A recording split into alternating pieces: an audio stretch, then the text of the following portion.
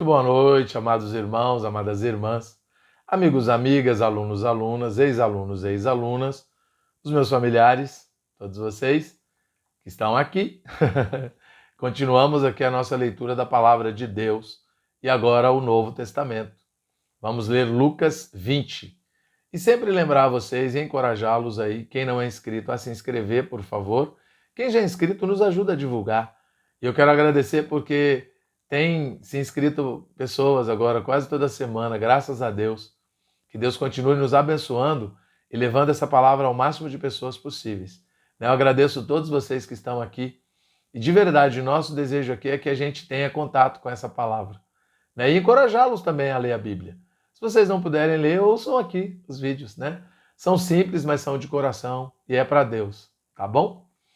Então, Lucas 20 agora. Aconteceu que num daqueles dias, estando Jesus a ensinar o povo no templo e a evangelizar, sobrevieram os principais sacerdotes e os escribas, juntamente com os anciãos, e o arguíram nestes termos: Dize-nos com que autoridade fazes estas coisas? Ou quem te deu esta autoridade? Respondeu-lhes: Também eu vos farei uma pergunta. Dizei-me: o batismo de João era dos céus ou dos homens? Então eles arrazoavam entre si. Se dissermos do céu, ele dirá: Por que não acreditastes nele? Mas se dissermos dos homens, o povo todo nos apedrejará, porque está convicto de ser João um profeta. Por fim responderam que não sabiam. Então Jesus lhes replicou: Pois nem eu vos digo com que autoridade faço estas coisas. A seguir passou Jesus a proferir ao povo esta parábola. Certo homem plantou uma vinha, arrendou-a a lavradores e ausentou-se do país por prazo considerável. No devido tempo, mandou um servo aos lavradores para que lhe dessem do fruto da vinha.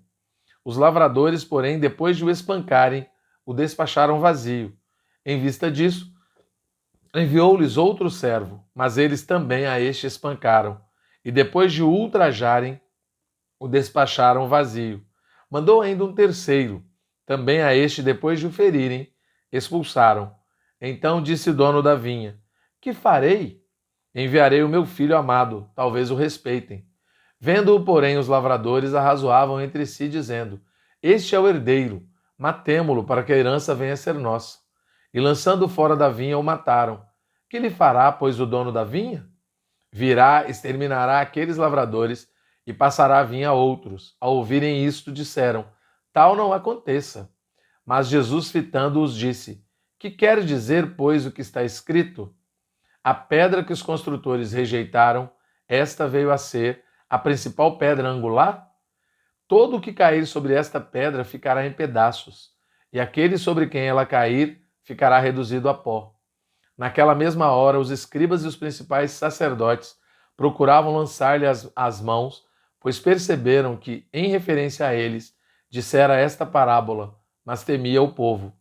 Observando-o, subornaram emissários que se fingiam de justos para verem se o apanhavam em alguma palavra, a fim de entregá-lo à jurisdição e à autoridade do governador. Então o consultaram, dizendo: Mestre, sabemos que falas e ensinas retamente e não te deixas levar de respeitos humanos, porém ensinas o caminho de Deus, segundo a verdade. É lícito pagar tributo a César ou não? Mas Jesus, percebendo-lhes o ardil, respondeu: Mostrai-me um denário. De quem é a efígie e a inscrição? Prontamente disseram: De César.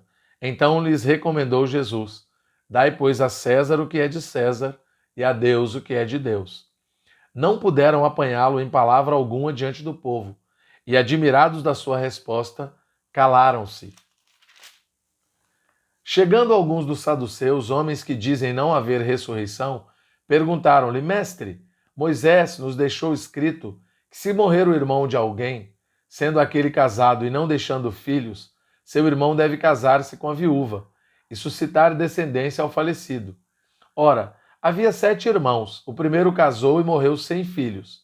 O segundo e o terceiro também desposaram a viúva. Igualmente, os 7 não tiveram filhos e morreram. Por fim, morreu também a mulher. Esta mulher, pois, no dia da ressurreição, de qual deles será a esposa? Porque os 7 a desposaram. Então lhes acrescentou Jesus: Os filhos deste mundo casam-se e dão-se em casamento.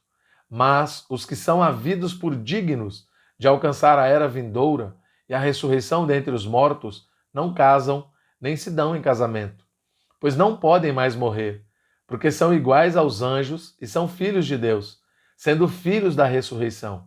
E que os mortos hão de ressuscitar, Moisés o indicou no trecho referente à sarça, quando clama ou quando chama ao Senhor, o Deus de Abraão, o Deus de Isaque, o Deus de Jacó. Ora, Deus não é Deus de mortos, e sim de vivos, porque para ele todos vivem. Então disseram alguns dos escribas: Mestre, respondeste bem. Dali por diante não ousaram mais interrogá-lo. Mas Jesus lhes perguntou: Como podem dizer que o Cristo é filho de Davi? Visto, como o próprio Davi afirma no livro dos Salmos, disse o Senhor ao meu Senhor: Assenta-te à minha direita, até que eu ponha os teus inimigos por estrado dos teus pés. Assim, pois, Davi lhe chama Senhor. E como pode ser ele seu filho? Ouvindo-o todo o povo, recomendou Jesus a seus discípulos: Guardai-vos dos escribas, que gostam de andar com vestes talares e muito apreciam as saudações nas praças, as primeiras cadeiras nas sinagogas e os primeiros lugares nos banquetes, os quais devoram as casas das viúvas e, para o justificar, fazem longas orações. Estes sofrerão juízo muito mais severo. Amém? Louvado seja o Senhor, graças a Deus, né?